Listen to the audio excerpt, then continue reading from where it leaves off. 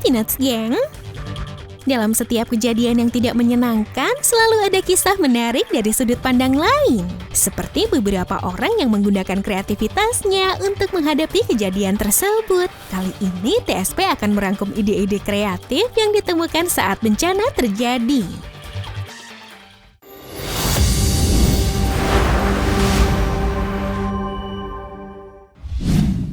Kalau curah hujan sedang tinggi dan terjadi terus-menerus, bisa saja menimbulkan banjir ya guys. Seperti yang terjadi di Malaysia pada akhir Desember 2021 lalu. Banjir tersebut juga disebut-sebut sebagai banjir terparah selama 100 tahun di negeri jiran.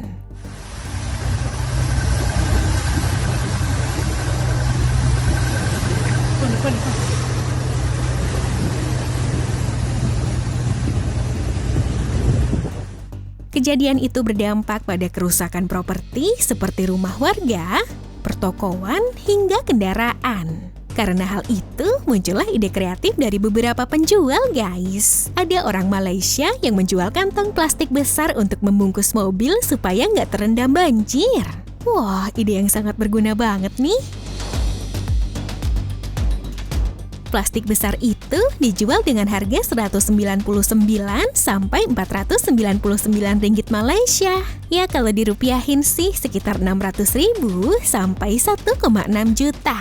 Kantong plastik ini dijual dalam 4 ukuran yang sesuai dengan kebutuhan penggunanya. Mulai dari melindungi barang-barang listrik hingga kendaraan semua ukuran. Bahkan ya, kalau kalian beli plastik ini disediain juga panduan cara membungkus mobil dengan benar. Siapa nih yang mau beli? Masih dari negeri jiran guys, motor bebek ternyata bisa menerjang banjir loh. Hah? Kok bisa ya? Harusnya kan langsung mogok tuh. Eits, nggak dong. Soalnya motor udah dimodifikasi sedemikian rupa. Coba kalian lihat botol plastik yang menjulang ke atas itu. Yap, botol tersebut berisi bensin sebagai pengganti tangki yang rawan kemasukan air kalau banjirnya lumayan dalam. Ide tersebut dibuat oleh kakak beradik asal Malaysia.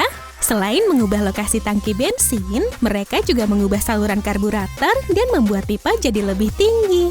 Hal itu dilakukan supaya menghindari mesin-mesin kemasukan air.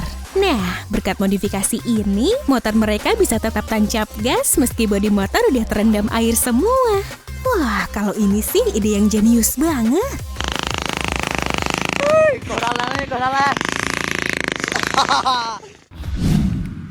Selanjutnya ada juga penemuan yang cukup kontroversial nih guys. Ini adalah kasur anti gempa. Kalau dilihat sekilas sih sama seperti kasur pada umumnya ya. Ketika gempa bumi terjadi, orang yang tidur di atas kasur tersebut secara otomatis ditelan masuk. Kasur itu pun berubah bentuk menjadi peti mati. Nah, di dalamnya terdapat benda-benda untuk mempertahankan hidup seperti makanan dan minuman. Idenya sih cukup menarik ya. Tapi sayangnya nggak dijelaskan bagaimana pengguna bisa keluar dari dalam peti mati kalau gempa buminya udah selesai. Hal inilah yang mengundang pro dan kontra karena netizen mempertanyakan kejelasan dan keamanan dari kasur. Menurut beberapa informasi, kabarnya kasur tersebut dirancang oleh pensiunan desainer interior asal Tiongkok, Wang Wengxi. Dia mematenkan desain kasur teknologi anti gempa itu pada 2010. Cuma emang belum terrealisasikan aja sampai sekarang. Gimana? Ada nggak yang tertarik tidur di atas kasur anti gempa ini? Kalau membahas alat untuk mengantisipasi gempa bumi, sebuah tim dari Universitas Sheffield di Inggris juga melakukan penelitian yang cukup unik nih. Hanya dengan mengikatkan sabuk logam pada beton, ternyata bisa mencegah keretakan material. Jadi mereka melakukan simulasi gitu guys. Beton pada pilar dipasang sabuk logam, setelah mendapat guncangan yang cukup besar, ternyata beton tetap utuh nih dan nggak terjadi kerusakan apapun. Wah, kok bisa ya? Setiap terjadi bencana yang cukup besar, pasti selalu membutuhkan tempat atau ruangan untuk mengungsi. Tapi di Istanbul, Turki, lokasi darurat tersebut sangat minim banget nih.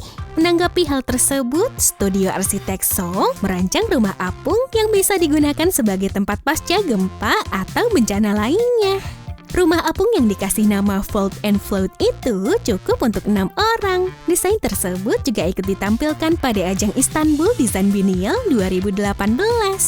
Rumah apung itu terbuat dari poton mengambang yang terbuat dari beton, jadi sangat aman banget guys. Struktur atapnya juga bisa dilipat, jadi sangat memudahkan proses perakitannya. Di dalam ruangan juga disediakan dapur dan area untuk tidur. Tempat pengungsian kayak gini sih keren banget ya. Jadi para pengungsi bisa beristirahat dengan nyaman.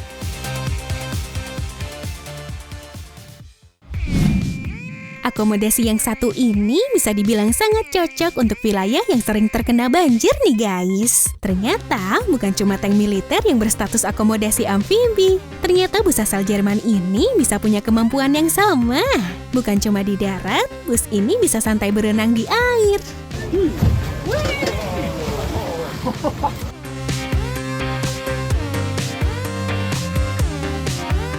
Bus ini bernama Heaven City River Bus, merupakan bus amfibi pertama di Jerman. Proses pengerjaannya juga cukup lama, yaitu 16 tahun dan baru bisa mulai beroperasi pada tahun 2016 lalu. Hal itu terjadi karena peraturan ketat di Eropa. Jadi mereka butuh waktu yang lama untuk mendapatkan izin operasional. Ya wajar aja sih, memang belum ada hukum lalu lintas untuk bus berjenis amfibi. Menarik banget nih. Gimana ya kalau bus ini dipakai evakuasi atau malah bisa jadi alat transportasi di Indonesia?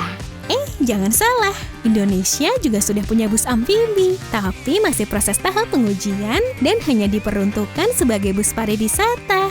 Kita tunggu aja ya guys kabar baiknya.